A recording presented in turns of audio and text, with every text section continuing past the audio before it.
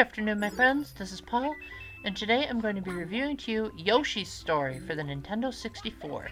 This was originally called Yoshi's Island 64 when it was in development, because Super Mario World 2 Yoshi's Island was the game that really established that Yoshi had the potential to have his own franchise. And so for the sequel, they decided, let's ditch Baby Mario and just keep the general feel of the Super Nintendo original.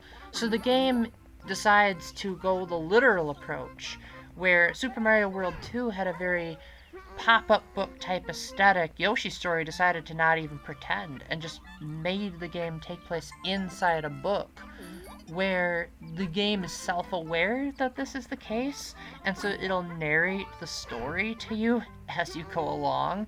And when you start up the game, a book will open to give you your options, and once you select an option, then the page will turn to give you the level select screen, which has some cute pop-up effects. Overall, the art style allows the game to have aged surprisingly well. The environments look really nice, and they kind of have a pre-Yoshi's Crafted World type of feel to them. Now let's get on to the gameplay itself. Even though this is a Nintendo 64 game, they decided to do the 2.5D approach, where Yoshi moves along on a 2D plane while the characters themselves are 3D. Now, in the original Nintendo 64 version, it was slightly problematic to control Yoshi because you would have to move the control stick diagonally in order to make him move. But thankfully for the Switch Online version, that was somehow fixed. I don't know what they did, considering how lazy a lot of people have considered the emulations to be, but that alone makes it the definitive version in my experience. And the objective isn't so much to get to the end of the level, but to eat as much fruit. There's this really obnoxious border all around the screen that shows how many fruits Yoshi has eaten, and once you've filled up that border, then you'll move on to the next level. This allows for a more non-linear feel, which is probably the result of it being released on the Nintendo 64, where yes, you'll still move from left to right, but you don't have a concrete path that you have to go on, and you don't have an end goal in sight. Your end goal is search for the fruit, so it kind of feels like you're playing hide and seek, in a manner of speaking. And it allows for you to discover secret pathways and new experiences, as on some routes, you might not even get all the way through the level to the point where it loops back to the beginning. So you might decide not to eat certain fruits in another route and go and explore. In fact, I'm pretty sure you have to explore some of the levels, because each of the 6 worlds has 4 levels that you can find, but with the exception of the first world, not all of those levels are unlocked. So you'll have to explore to find the big hearts in order to unlock extra levels. Now, there's not really a point to doing that unless if you're a completionist, but it does allow the game to have slightly more replay value, as you might get to World 1 and say, I'm tired of the opening level, let's do a different one instead. And it also, in a manner of speaking, also gives the game a slightly more of an artificial challenge, as they tend to rank up in difficulty depending on what number they are, as each level within the world is labeled from 1 to 4. Unlike some of the new Super Mario Bros. Games, all of the levels actually have names, so that definitely helps differentiate them a bit. One thing that's kind of unfortunate about Yoshi's Story is that the controls are a little bit twitchy, and not only that, but the hit detection and recoil is a little bit weird. You usually have to be pretty precise in where you're aiming the eggs and how you're jumping, and the slightest wrong move can make you go into a pit, and considering that this is a 2D game, sometimes the camera doesn't always give you the optimal viewing angle, so sometimes you might have an enemy that's just lying in wait off screen and you can't see them.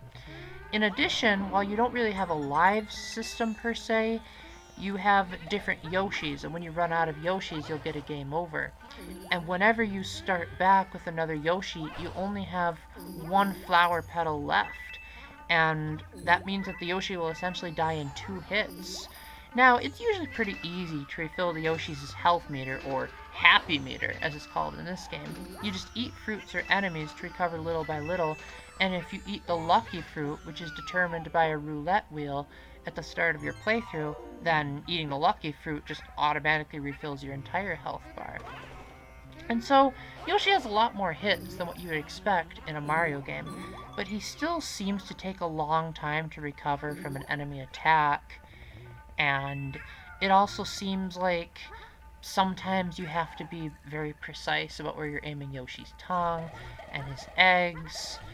And overall, it feels like there's just a certain level of rigidity that you don't see in games like Yoshi's Woolly World. The level design feels fairly basic in comparison to those later Yoshi games, and maybe it's better in some of the unlockable levels. As I say on multiple occasions, I'm not a completionist, so I don't try to go for everything. I just kind of go for the minimalist routes. So, I think Yoshi's Story is okay, but it's probably among the weakest of the Yoshi's Island games. If you're hankering for a Yoshi experience, you'll probably be much better off with something like Woolly World or Crafted World. Not only that, but this game loves recycling its music. Pretty much every level, with the exception of the final world, has the Yoshi Story theme that you've heard over and over again. At first, it's pretty charming, but then it gradually gets old, and you wonder, did the composer just run out of ideas and just decided to remix his own music because he couldn't think of any original atmospheric tunes? Overall, I think Yoshi's Story is a mixed bag. On one hand, it's a decently fun platformer that has an emphasis on exploration over hard platforming, but on the other hand, it doesn't have the memorable set pieces that games like Super Mario Galaxy or the later Yoshi games have. That kind of makes it so that it ages a bit more poorly.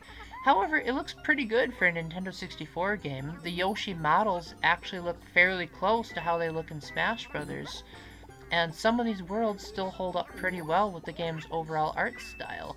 But it's definitely a pretty weak Yoshi experience, and it's probably not going to hold a candle to a lot of the Mario side scrolling adventures and even some of his 3D games. It's an alright experience, but it's probably not going to get any more than that.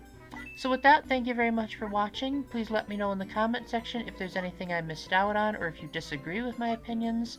And until the next time, keep the faith, stay epic, God bless, and let's see more 2D games embrace a more explorative nature. Bye!